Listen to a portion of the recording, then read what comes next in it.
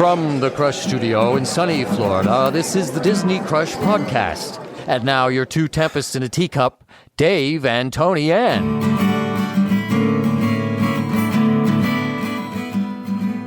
Welcome to the Disney Crush podcast. If you're new, I'm David, along with Toni-Ann. We're glad you're here. Yeah, Epic Universe. We're going to talk about a little bit about Epic. Yeah. When was the last time you were at Universal? It's been years for me. I think, I want to say, it's been a really long time. I know. You hesitated, and I know why you hesitate, because you were getting ready to say it's been over to 10, 15 years, maybe? I think I really think it might have been 20. It's been a long time for me, too, and I don't know why I haven't been back over there, because I've said this before. I really, really, really liked Universal when I went. So I'm surprised I haven't been back. I know I went for my parents' 50th anniversary, which was in 2004, but I don't remember if I've been back after that. Well, so it's been a really long time. And if I have been in the last 20 years, I don't remember it. I know I have not been there since Wizarding World's been there. Mm-hmm. It's just something like, there's something about my familiarity with Disney that I feel comfortable driving there myself. I feel safe going there myself. I know what I'm doing. I know the ins and outs. And it just is some kind of comfort zone and familiarity that has made me nervous to go to Universal by myself. And I don't know. No, I get that. I need friends to go with me. Yeah, I get that. And I know we were supposed to go with Deirdre, I think, last year, and we just never made it. And I think that's why we were really kind of excited to go. And I really, really regret that we were unable to go. But that was it, because Deirdre is more familiar with it. And we figured, hey, she's really familiar with it because she's been recently. And this will help us, because I feel the same way you do. Is the comfort zone at Disney and the 4 theme parks and Disney Springs. We know them so well that it's kind of like, you always bug me that I don't go to more restaurants in Disney Springs. It's because I'm so familiar with certain ones. I'm so comfortable that I just kind of stick to the same old.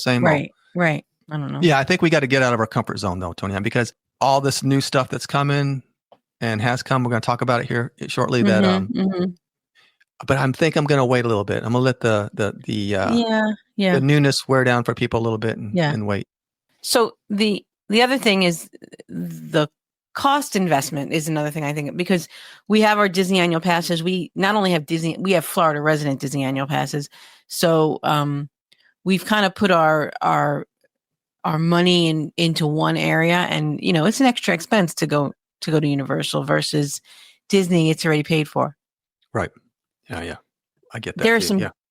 There are some guinea hens outside my window that are really loud. They're squawking. Ah, really? Bring them on. They might be friends with Hey. I know before we started recording, you said you had a little bit of news. You might even have a missed connection. But before we get going, I just have to ask. Are you sure you don't want to talk about that train wreck, Snow White? Are you sure? I have no desire to talk about Snow White. Okay. I told you I'm going to watch it on Disney Plus. Okay, so I'm kind of beating the dead horse. You're losing listeners by the minute, dude. Whatever. Probably gained a few right there, if you ask me. So, Dave, have you been to Shula's at the Dolphin? I have not. Shula's Steakhouse. I remember when there was a time when Shula's their menu was on a football, and there were no prices. And it was one of those things that if you have to ask, you can't afford it. But they got away from that. No prices on the football thing. But Shula's Steakhouse at the Dolphin, a lot of people have liked it. A lot of people have not ever been, and it is closing. The last day to dine there is, I want to say July 14th or June 14th. Sorry, the last Shula's Steakhouse is taking reservations through June 14th, and it will be replaced.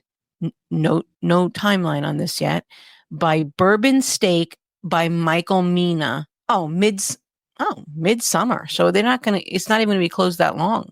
It says the anticipated debut of Bourbon Steak by Michael Mina is midsummer, and June 14th is the closing. So I guess they're not going to have to do a lot of renovations, just soft probably soft line, tablecloths and chairs and things. Michael Mina is a Michelin star chef, and he will be opening Bourbon Steakhouse, featuring a reimagined modern take on the quintessential American steakhouse with premium cuts of beef and seafood infused with global flavors, along with decadent signature desserts and world-class beverage offerings. So that is coming to the Disney World Dolphin in midsummer 2025. So so it's actually not going to be closed all that long before it reopens. I guess they'll just change the paintings on the walls and change out the furniture. And I wonder who writes all these little bumpers for the openings and stuff. World class, special. Yeah, I'd like to try it, but I'll be honest with you, in all these years, I've never been to Shula's, so. No, I haven't either. It's just hard to get over. There's so many restaurants in Disney. It's just hard to get to all of them. And I am somebody who likes a good restaurant. So, yeah. See, I don't know. Whatever. Take it or leave it. I always think I can always make a better steak. Or hamburger. That was the funniest thing. I went to a restaurant with Mandy and her kids, and Avery likes a steak. Avery's Mandy's younger daughter. She likes it. She likes a good steak. And Mandy said, "Oh, Avery, there's steak on the menu. Would you like a steak?" And she said, "No, my dad can make a better steak." See, she's not wrong. That's perfect. My dad can make a better steak. Yeah. Oh, do you want to talk about our place as the number 27 podcast in the search results when you search Apple Podcast? When you search for the term sustainable aquariums, we come up as number 27. It doesn't make sense, but we'll take it. Whatever. So if you're here for information about sustainable aquariums, you have found your podcast. I haven't seen our numbers go up, so I don't know that it even matters. I think we're number 10 for embarrassing moments. Right, but we actually had an episode called Embarrassing Moments, so that makes sense. Mm-hmm. And Disney Dining Plan, we're number 37. That makes sense because we talk about the Disney Dining Plan quite a bit. But sustainable aquariums, number 27. Well, okay, we'll take it, I guess. I don't think we've ever done an episode about sustainable aquariums or even talked about sustainable aquariums. No, but I think maybe, I don't know. Who knows? Who knows? I don't know if Crush the Turtle from Disney, is that confusing the Apple algorithms? I don't know. Yeah, well, they need to come up with a little slogan. I think Hanover phrased, I think this is one of Hanover's. I think he said, "From our tank to your plate." That's okay. They need to have maybe. Speaking of fish and stuff, we were in the Living with the Land with Deirdre, our friend Deirdre, and we asked one of the cast members, the girls asked her, we were interested in how much food that they actually produce, and do they have an off-site area to produce, because they always say that they use their food and stuff that they grow in their restaurants around property. And do they have a bigger area so they can supply the restaurants and stuff? And she said, no, actually, this is it. And we're like, really? Because there's not that much. She goes, no, we don't really use that much. We use a little bit of stuff here and there at certain restaurants, but it's not a lot. No. Which I didn't know. I thought maybe they did have an offsite place where they had a little bigger area. Yeah. But no, they don't. Yeah, they don't. I know that, the land salad is at Tiffin's. It's greens from the land. And I remember back years ago, I went to Garden Grill and there were Mickey shaped cucumbers in the salad that came from the land. But not that much comes from the land. I guess they do something with all those fish but I don't see tilapia on a lot of menus around Disney, and it's catfish and tilapia, right? And I don't know. I think those fish and those shrimp are always there. There's that one shrimp that's always there, that one lone shrimp. Yeah. I think they live their whole life there, and that's it. There is news about the lobby at the Grand Floridian. going to be under, I don't know if it's under construction already. I think it is. But there's going to be a lobby bar coming to the Grand Floridian. It was announced that there's going to be a lobby bar with it's going to be inspired by the lobby's iconic birdcage, and it will pay a tribute to the resort's Victorian roots with intricate woodwork, stained glass, and brass accents. I did also hear that because of all of this construction, there will not be a gingerbread house this year at the Grand Floridian. The construction at the Grand Floridian lobby will affect this year's Christmas offerings, and there will not be a gingerbread house this year. I think it's all the people stealing the shingles and stuff. I think they're over that. That's why they're doing it. Okay. Here comes the Disney Crush. That dude from the Disney Crush. He's always stealing stuff. He's always, eating the shingles off of the, yeah. That guy's a jerk, so. Yeah, he kind of is. So, David, that's all I got. I don't really have any Facebook or anything. Let me double check. No, that's very inappropriate for the show. Well, that's perfect then. I do have one Facebook, but and I just want to talk about the guy being an idiot. So, are you ready for some Facebook? I'm ready for some Facebook. I think everybody out there is ready for some Facebook because you know what? Facebook never disappoints. This week's the good, the bad, and the ugly of Facebook.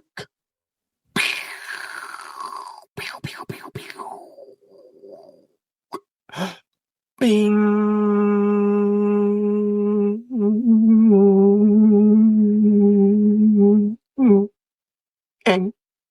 We ate at Ohana last night and couldn't finish over half of the food they brought out. We asked for a to-go box and were told that they stopped offering them in January. Keep in mind that we didn't order any seconds or anything. This was just the first round of food they had brought out. When they attempted to clear our table, I told them, no way. We sat there for 3 hours at our premium window table and finished most of our food and then had dessert and watched the fireworks. I hope they reconsider offering the to-go boxes instead of just letting food and a great table go to waste like that. This guy asked for a to-go box at an all-you-can-eat restaurant, which I've never gotten a to-go box at an all-you-can-eat restaurant. But I know that Ohana used to offer it, which was really not the norm. I've never been to a all-you-can-eat restaurant that offered to-go boxes. I think it's kind of good if they did offer it. I mean, because they're going to throw all that food away anyway. Well, no, they're not. Disney sells their food to like pig farmers and stuff. Oh, well, okay. Can you give it to the guest or the pig farmer? Let me think. Well, but people take advantage. People order more food and then they put it in a box and then they have food to feed their family for a week. You always got to be, always got to ruin everything.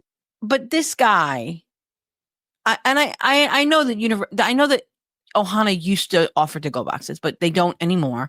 And that was not the norm. Most of the all-you-can-eat family style or buffet restaurants do not offer to-go boxes. But this guy then punished his server and the people waiting for his table by, out of spite, sitting there for 3 hours. So the server couldn't turn the table and make more tips that night. And whoever was waiting for his table had to wait longer. Mm-hmm. I mean, I'm sure but they did back up the hostess stand by hogging that table for 3 hours. It just out of spite, just to be a jerk, kind of. You know what I always say? You put 100 people in a room, and at least one's going to be a. But my solution to the problem is bring Ziploc bags. But that's just me. But that's the little hack I wish I had known when I went to Hoop-de-Doo Review, and they brought me and Rich by ourselves, 2 people, a whole rack of ribs for 2 people, and a whole chicken. And we each ate. I ate 1 rib and 1 piece of chicken. Rich ate 1 piece of chicken and 2 ribs, and that was a lot of food. And I was like, I should have brought plastic bags. Yeah, that's a big thing, and a lot of people talk about that, how much food goes to waste. But you're saying the pigs are benefiting from this? That's what they're saying. They're saying, yeah, they use it they sell it to pig farmers, and they do use some things for fuel. I don't know. how that works exactly.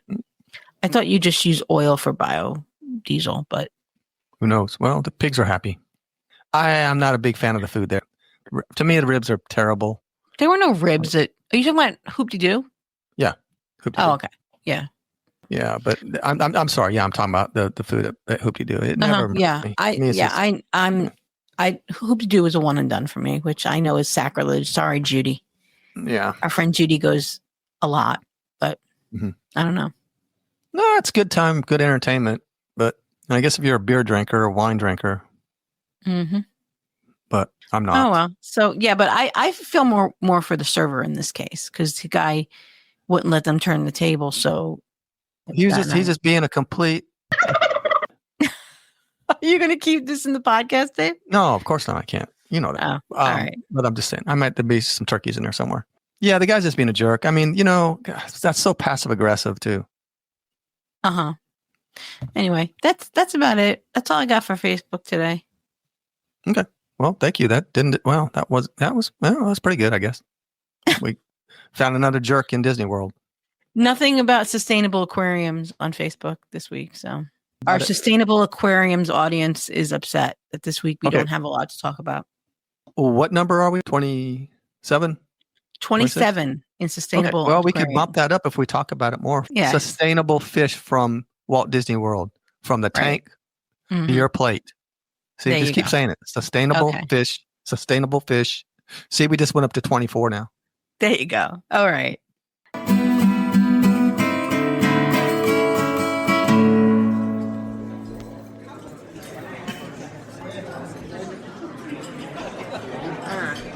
Our main topic today is Epic Universe.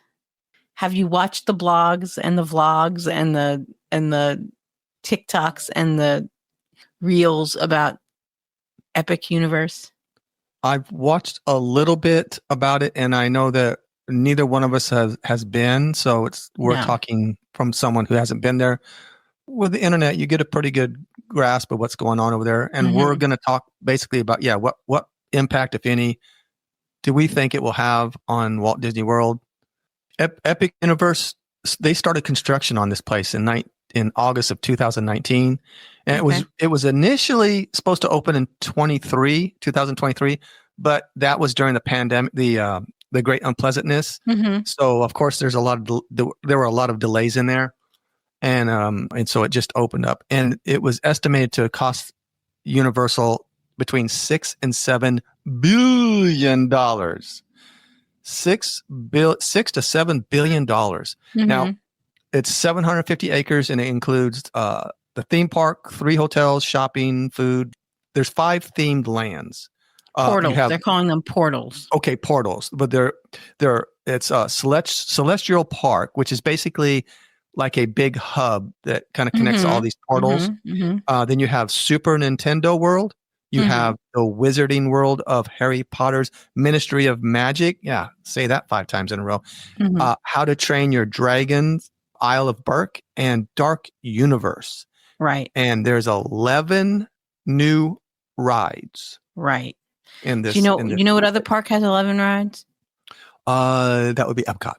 Right. Epcot has 11 rides. Yeah. That's my soapbox. Yes, we know. Toni-Ann, we know you love Epcot and all the rides there. More rides, and especially for kids too, right, Toni-Ann? That's right. Epcot has more rides for kids than Epic Universe for sure.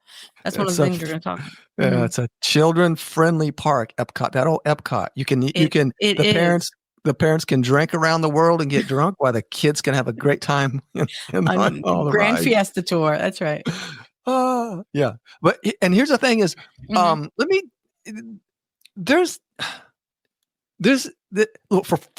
first I want to say, I mean, what a great name. I mean, honestly, Epic, what a great name. I don't know who decided to call it that, but kudos to you, because that's a great name, Epic Universe. I mean, they always say if you open a business or do a podcast, you want the name of the show or the business to tell you what it is, basically. Right. And so I'm going to start by saying, great name. This is a great name. Everybody's saying that this is going to really put a big hurting on Walt Disney World. That that they just upped the game, and I don't know. I want to get your opinion on it, but I don't see it. We've always said that over this time period, right before the great unpleasantness and then through until now, Disney's done a lot of stuff. I mean, let's go over some of the stuff that they've done so far. Okay. You've got the front of Epcot. Okay. That was completed in 2019, I think. No, it started in 2019. I'm not sure when they completed it, just recently. You have Journey of Water. Oh, and the front of the park. I'm going to go over some of the details of this money wise. $400 million for Epcot to do that front, the whole front area. Then you have the Journey of Water. That was started in 2021 construction and recently opened. That's $500 million. You have Guardians, which started construction in 2017 and opened in 2022. That's $500 million. Tron started construction in 2018. So this is the same time frame that all this Epic stuff was going on. Right. Opened in 2023. $300 million. You have the refurb of Splash Mountain. That was $142 million. That started construction or refurbed in 2019 and opened in 2024. You've got the Country Bear Jamboree. I don't know what that they spent on that. You got the Little Mermaid. You got, I don't know, some of these new places, Cake Bake, Disney Springs, all kind of stuff. Right. Remy was in there too, because Remy opened in 2021. Remy, there's a lot of stuff. And that's what people fail to realize is when we've talked about this before, if you took all of that, all of the new stuff, all that new stuff that happened the same time period that they were building Epic, and then you put it all together with maybe another resort, and added some foods and some restaurants, that would be another park. That would be another park. Okay. Yeah. Everything Disney's built since 2019, that time frame, you're saying if you put all of that in one park, that would be one park. That would be the equivalent of one park. Yeah, they just spread it out. That's all. And people fail to realize that. And now you've got all this new stuff. Supposedly, we'll see what they actually do. But the Rivers American, Magic Kingdom, that whole place is going under, that whole frontier land back there is going to be going under a whole big, huge construction. Right. And the other parks, I mean, in all the other parks, there's something going on. Yeah. If you took the Monsters Inc. land, the Cars land, the Villains land, and what else is happening? Animal Kingdom, the Tropical Americas, the new Zootopia. Yeah, you're looking at a similar type of expansion. You're looking at 11 rides and new lands and So and some of the new hotels. Okay, that's the end of our show. Thanks, guys. Well, yeah. I mean, good. I mean, look. Is it cool? I'm sure it's going to be cool. Do I want to go see it? It looks beautiful. I really do want to see it.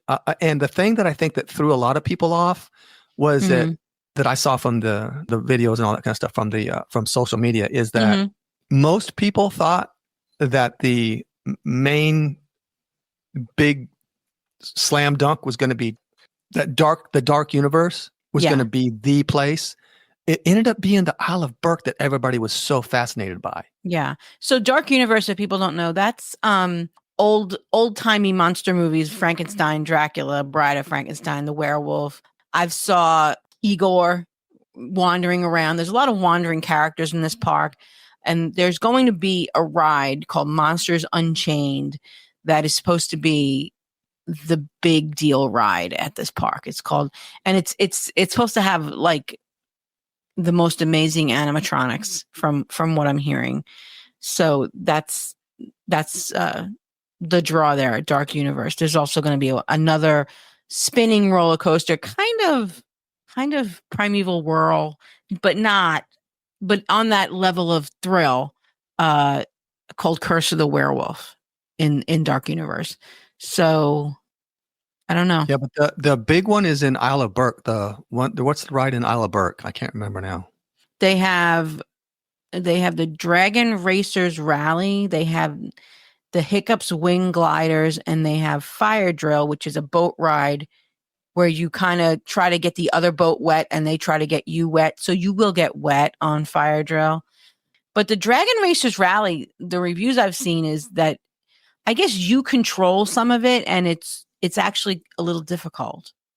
Everybody that I saw said that the best ride, the best quick service, the best food, and just the construction, the whole theme, that Isle of Burke is the one to go to. Like that is. And did you see? You saw the character meet with animatronic. Yeah, that's what they're talking. And right, and the best. Right, and the best meat. Right, exactly. Yeah, there's meat. There's Michael. Miss birthday, John's birthday. Yes. Oz's birthday.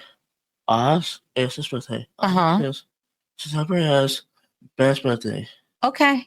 October is his birthday. Okay. November is Thanksgiving. October is Halloween.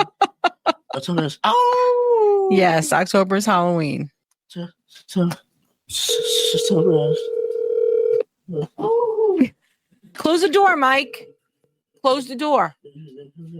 Happy to be Yes. Feliz Navidad, Feliz Navidad, Feliz Navidad. That's how I know it Feliz Navidad. Yeah. Okay. I'll see you later. Love you. So if you have not seen the video, there is a meet and greet with Toothless and Hiccup from How to Train Your Dragon, and it is like no other character we have seen.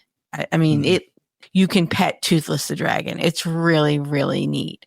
And there's a baby Toothless that I saw a video of that is adorable, that kind of walks around. It's amazing. So that kind of thing, I mean, we'll have to see what Disney has in store for Monsters Inc. Land and for the Villains Land. This is some characters like you've never seen before wandering the park. There's also supposed to be flying dragons. Yes. That they have not broken those out for the media previews yet, but the flying dragons are supposed to be, a big deal. But, I talked about this before, that Disney had that technology, the flying dragon, years ago. They used it for the grand opening of New Fantasyland, which that was before the pandemic. I mean, that was many years ago when Seven Dwarfs Mine Train opened. We had a flying dragon that only flew one night. They just did it for the grand opening. So it's not new technology, and it's not beyond Disney's realm. But I think stuff like that, though, logistically, you've got to be careful what I'll call a flight pattern is, because if something goes wrong. Right. You don't want it landing on a guest. Yeah. I mean, we heard about that in, where did we hear about that? That these drones came down and hit people. Was it in? There's been. But drones. I do know drones fall in Disney Springs. You see them. If you've been to the Disney Springs drone shows, you've seen a few drop. Yeah. But they do it over the water. So, right. So right. So a lot of that's going to have to be, that's probably why the flight pattern's got to be safe. Well, I think the thing about Isle of Burke, about that land, that portal, is there is a lot of water, so they probably are flying over water. Yeah, that makes versus sense. flying over guests. Yeah. There's a lot of they said there's a lot of water in this portal, in this land. So, and they got three new hotels over there, or resorts, and I guess the resorts are so close you can walk to the park. Yeah, two of them you can walk to. One of them, the Helios, is the signature hotel, has its own dedicated entrance to Epic Universe, and one of the other more value ones you can walk to. There's a path to walk to Epic Universe, but you're going to pay for that convenience, I'm sure. Oh well, I wanted to talk about Helios. Helios is the signature resort, the deluxe resort, if you're thinking Disney in Disney terms. It's beautiful. It's just a beautiful resort. There are hotel rooms from the $450 range, which is about what you would pay at Animal Kingdom Lodge without a discount, up to over $1,000 a night. But there are themed How to Train Your Dragon kid suites, which are up in price. And then there are like deluxe suites and presidential suites and that kind of thing. The interesting thing about Helios is, compared to the other Universal Deluxe hotels, like the Hard Rock Hotel and the Lowe's Pacific, and the other one, which is Italian themed, that's losing, can't come up the top of my head, Portofino Bay. Those three, Portofino Bay, Hard Rock, and Lowe's Pacific, you get front of the line access. At Helios, you do not, as of yet. I'm sure it's coming, but this first year anyway, or these first opening months, they are not giving front of the line access for staying at Helios, which I find kind of interesting. I don't know. Yeah. I don't know why I'd want to spend $1,000 to stay at a hotel and I don't even get the perks that you get at other hotels that are probably less. Because the other hotels you could probably get discounts. You know, there's always discounts, especially for Florida residents and annual pass holders, but not at Helios, and you don't get front of the line access yet. I'm sure it's coming, but probably not this summer anyway, because I don't think they're having troubles filling these beds. So. No. And as far as crowd, as far as the people going, I think they have a limit on how many people they're allowing into the park right now, into Epic Universe right now.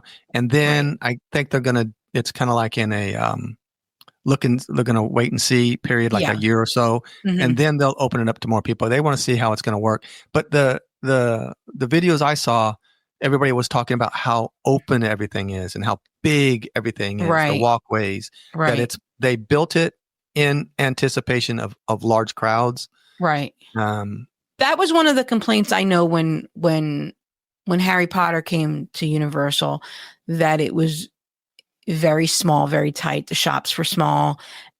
I think they've learned from that. This is supposed to be much bigger. What you were talking about, the limiting access to the park, it's very interesting the way they're selling the tickets. The tickets are like, if you buy a 3-day pass, even if you buy a 3-day hopper, say their equivalent of a hopper, you can only go to Epic Universe once. If you buy a 5-day ticket, you can only go to Epic Universe once on that ticket. If you want to go to Epic Universe another day, you've got to buy another separate Epic Universe ticket.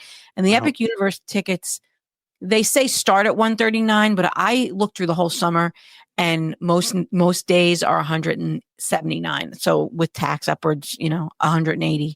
The only dates I found that were $139 was like the week after Labor Day in September, when all the kids go back to school. That was the only dates I found in the next 6 months that had $139.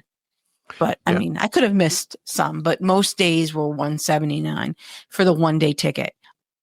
And like I said, if you buy a multi-day ticket for Universal, it only gives you 1 day at Epic. So even if you buy that 5-day ticket, the other 4 days you're going to be at Islands of Adventure and Universal and Volcano Bay. You're not going to be at Epic. You're only going to be at Epic 1 day. It looks like Epic's going to be more than a 1-day park from all the stuff they have.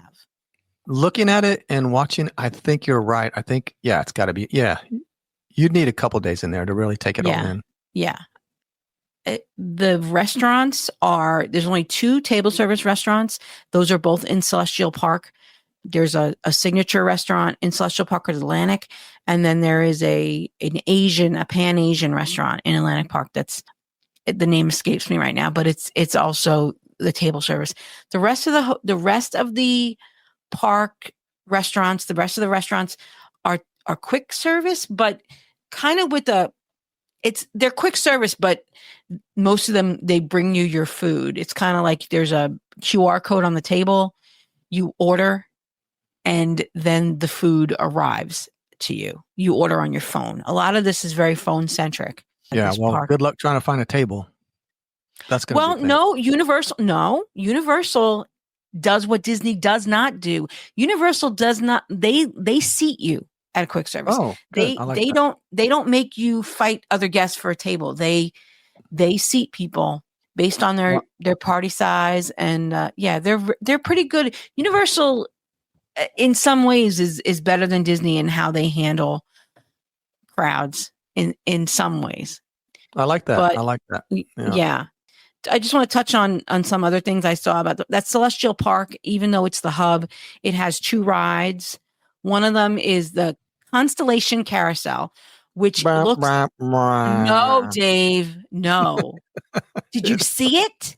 I did, but I wasn't impressed. Go ahead. But What impressed listen, you? because Disney is building a carousel in Animal Kingdom and in tropical Americas, and this Constellation Carousel looks like no other carousel I've ever seen. It's beautiful, and I don't know that Disney's Tropical America carousel is going to be as beautiful as this. I've never seen a carousel that impressed me ever. It's beautiful. Okay, maybe it's beautiful, but okay, whatever. There's going to be Stardust Racers, which is a dual launch coaster. That's going to be right there in the entry, in the hub of the park. I mean, I don't know, Tony. I mean, look at me. I'm beautiful, but you don't want to hang out with me. That's for sure. Oh, that's true. I don't hang out with you. The Blue Dragon is the Pan-Asian restaurant, by the way. I have my notes here. The Harry Potter Land has the Harry Potter Ministry of Magic ride, which is Dolores Umbridge is on trial for her transgressions, and it's got kind of a time warp, and that's why the land, the Wizarding World land there is kind of a French influence, even though the Ministry of Magic is in the UK. And apparently there's a time and place portal, and it brings you back to the time of the Fantastic Beasts movies. That I know that means nothing to you because you're not a Harry Potter person. But so they're in France. The land itself is in France, so the food is French, has a French slant to it with baguettes and quiches and crepes and things. And the food I've seen from that land looks amazing too. So hey, you know what this has done though for me is this is making me want to watch Harry Potter now. Oh, Harry Potter! You need to watch Harry Potter. I know. I honestly want to do it now because if I do end up going, I want to have a little knowledge of what's happening, and I'll be able to appreciate it more. I think. Okay. The Super Nintendo. Me and Veronica have been talking. We I don't know. I wouldn't mind getting some annual passes to Universal. Maybe. Okay. And the thing about the annual passes that's interesting is now the park doesn't open until May 22nd, but they're selling tickets to annual pass holders for April, starting April 17th. I don't know how many of those tickets are left, but that's something Disney's never done for their annual pass holders, where they're giving you like a month to buy tickets so you can go to the park before everybody else. Oh, and I know they're using them as guinea pigs, but that's fine. I mean, yeah, gotta get the kinks out. Use me. Okay, then take it easy. So, yeah. Super Nintendo World has 3 rides. The Super Mario, it's comprised of Mario Kart, which is a ride that's already in existence out in California, and I think in Japan they already have Super Mario Kart Land. Minecart Madness is a new coaster that like kind of has a jump the track type of feature, which is kind of cool. And Yoshi's Adventure is a kids dark ride. In California, you've only got kind of Super Mario Land, but this Super Nintendo World also includes a Donkey Kong Land. So that's cool. We talked about How to Train Your Dragon. There's also a show in the How to Train Your Dragon Land featuring like all the dragons come out. Oh, let me just say this too. Okay. That speaking of the new show, that's another thing. Best food, best ride, best theme, and also people said the best show. Cool. Is there in Isle of Burke. Yeah. There's a show in Harry Potter Land too, in Ministry of Magic as well. So we'll have to see. And they said that the souvenir there is going to be in the Isle of Burke is going to be the adoptable dragons, which I'm imagining are probably like the things you have in in Avatar Land. Shoulder dragons. We'll see. We already talked about Dark Universe and their rides. The food looks really good. Even the quick service food looks. It's not like Disney quick service, where it's all hamburgers and hot. It's really highly themed food. With the land, I saw some really cool things. food Yeah, they wise. did say one of the lands has just a hot dog place too, kind of like Casey's. Okay. Yeah, but that hot dog, wasn't that like a 3-foot hot dog or something? I saw a picture. Probably. I mean, it's epic. Yeah. It's epic hot dog.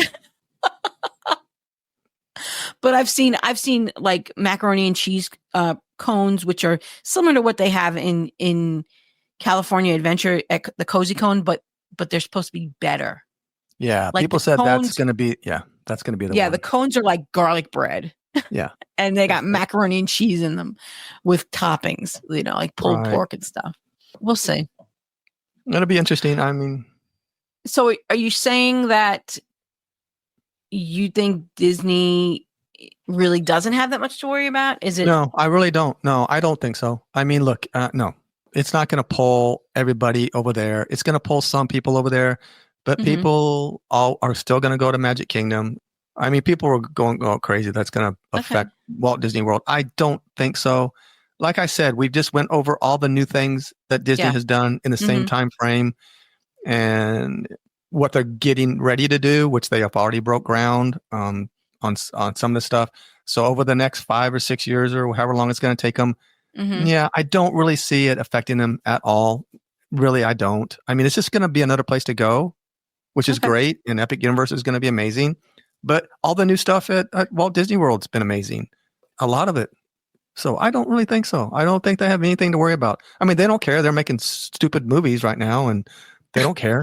So they are. I mean, Moana and that other one, the train wreck.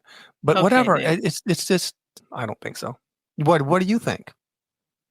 I think it's gonna be a little bit of a hit this summer, maybe, but I think that the ticket structure for Epic Universe is kind of limiting, and the price, it's a little bit intimidating.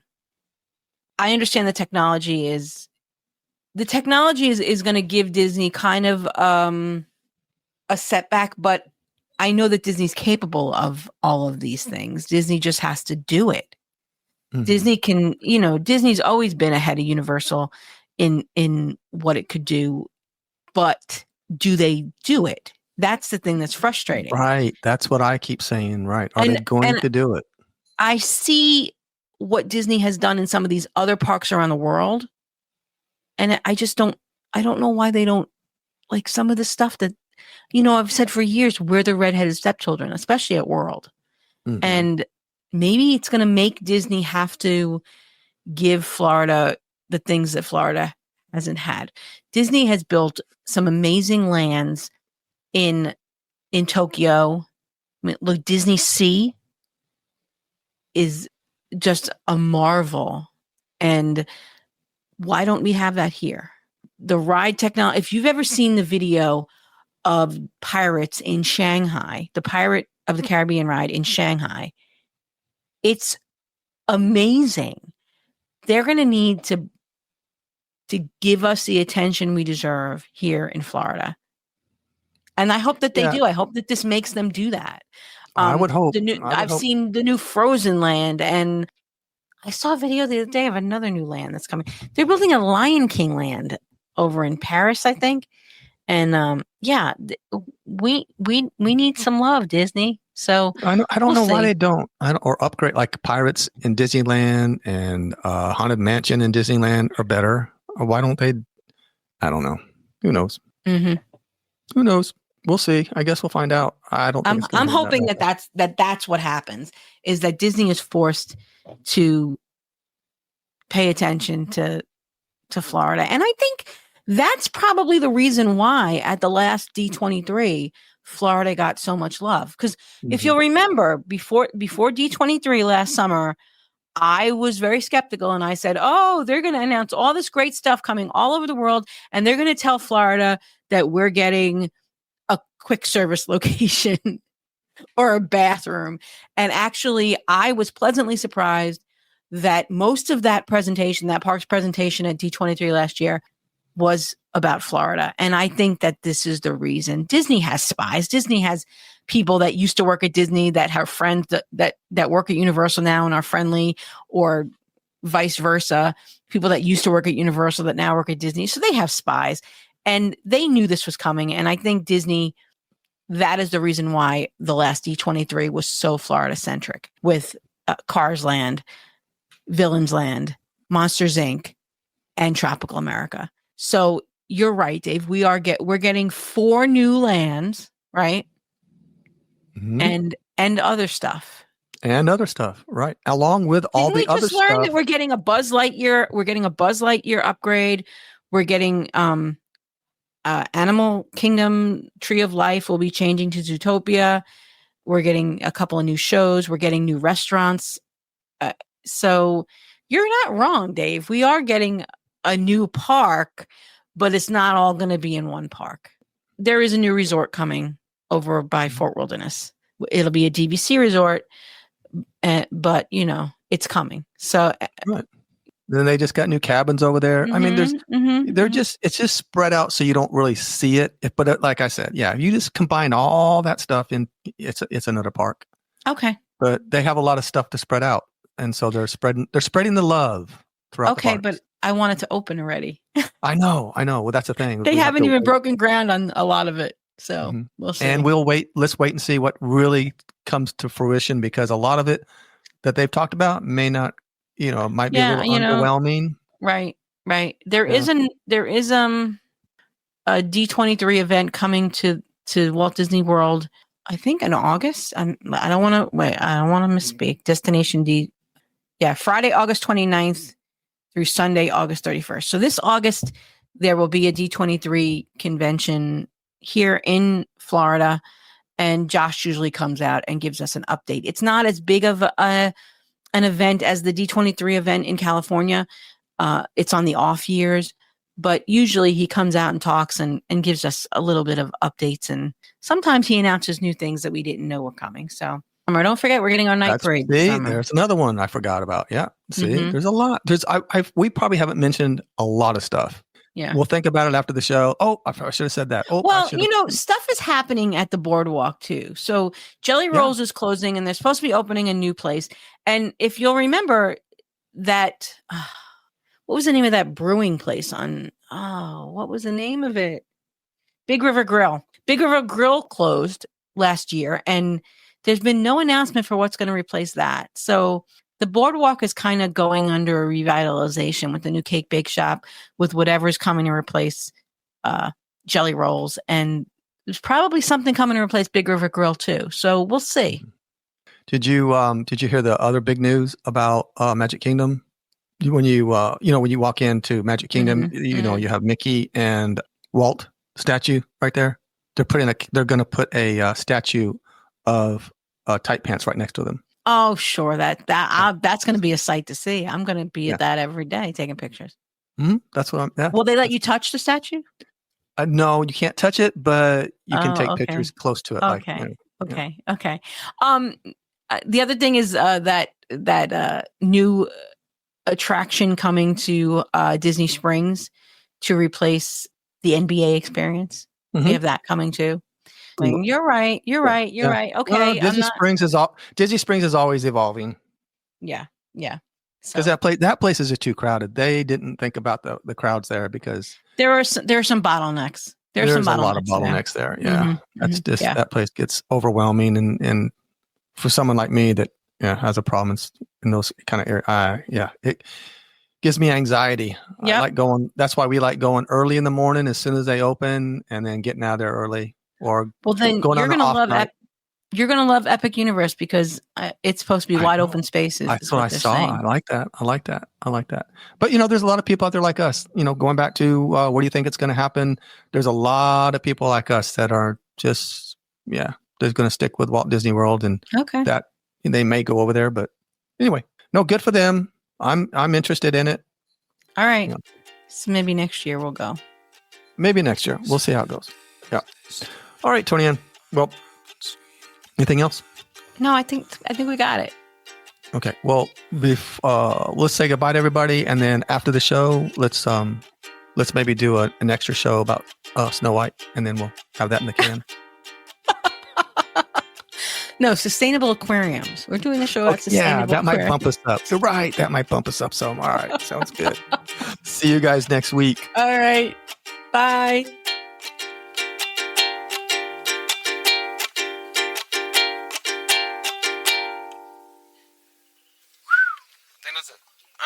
Turkey and truth has spoken. Put a check on that. Can you do that, Dave? Can you put a check on that one?